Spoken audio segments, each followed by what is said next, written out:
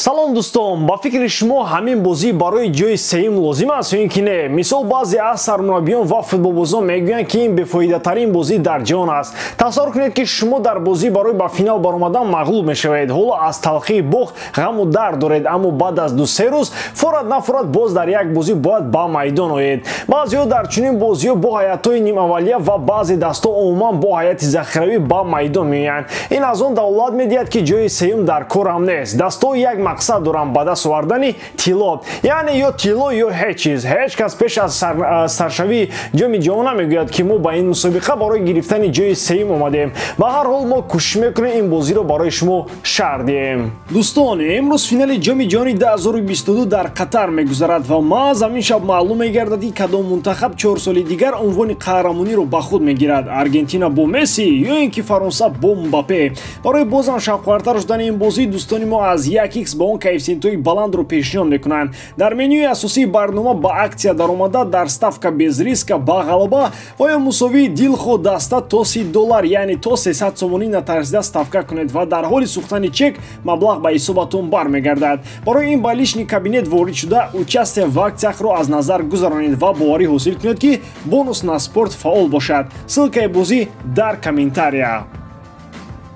бозии мунтахабҳои Марокаш ва Хорватия метавонад истисно бошад. Якум, ҳамаи бозингарони ҳар дуи даста ки соқу саломат буданд ба майдон омаданд. Дуюм, рафти бозӣ нишон дод ки дастҳо барои ҷои сеюм боризаи хуб мебаранд. Ин мақом аз ҷиҳатҳои гуногун ба ҳар дуи даста лозим буд. Мисол, барои Марокаш аз ин ҳисоб ин рақобат муҳим буд ки онҳо аввалин маротиба дар таърихи худ то ҳамин марҳила омаданд. Агар ҷои сеюмро мегирифтанд, дар таърихи футболи қитъаи Аврупо ва мамолики арабу ҷаҳони ислом ин натиҷа ба ҳарфҳои тилло сабт мешуд. Хорватия гарчанде ки қаблан ҳам нишонаҳои биринҷии мусобиқаро гирифта буд, ин навбат ҳам барои гирифтани он талош кард. Инаки аз наслҳои беҳтарин дар таърихи футболи Хорватия мебошад. Гузашта аз ин, бо эҳтимоли зиёд ин охирин ҷоми ҷаҳон барои ситораи асосӣ ва бозингари асосии ин даста, футболбози 37-сола Лука Модрич мебошад. Мисли Месси, Модричро бояд бо медал гусел мекарданд. голҳо дар бозӣ яке аз дигаре зеботар буданд. Ду дастае ки дар тамоми рафти ҷоми ҷаҳон худро дифоъкор нишон медоданд, дар ин рақобат хати ҳимояро фаромӯш карда ба пуррагӣ ба ҳамла рафтанд. бозӣ бидуни маркази майдон ҷараён дошт. танҳо дарвозаҳо нишони асосӣ буданд.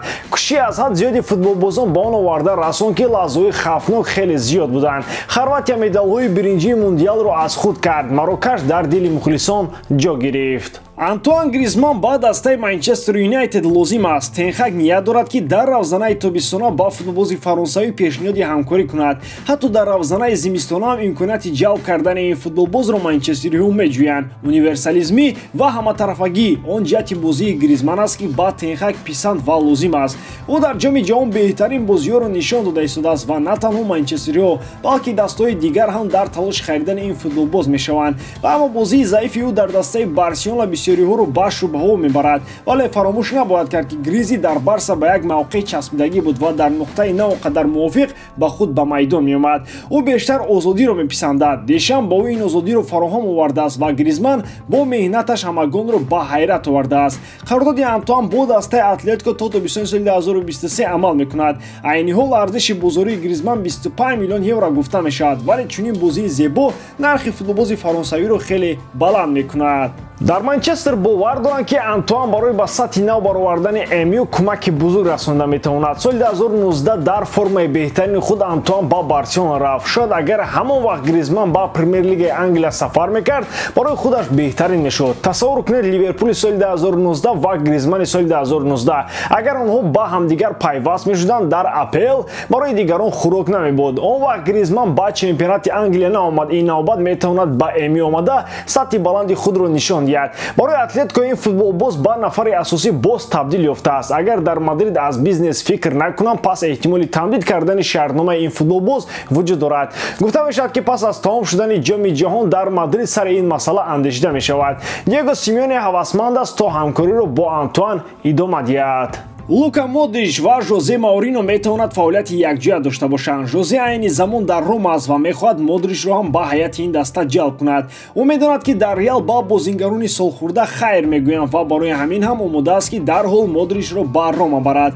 Лукаи 37-сола айни ҳол ҳам беҳтарин бозиро дар сафи мадридиён нишон дода истодааст, вале аз эҳтимоли хеле дур аст ки чунин сатҳи баланди бозӣ идома хоҳад ёфт. Шояд то охири мавсими ҷорӣ Модрич шарафи мадридиёро ҳимоя намояд ва пасон дастҳои дигар ба шикори ӯ мебароянд.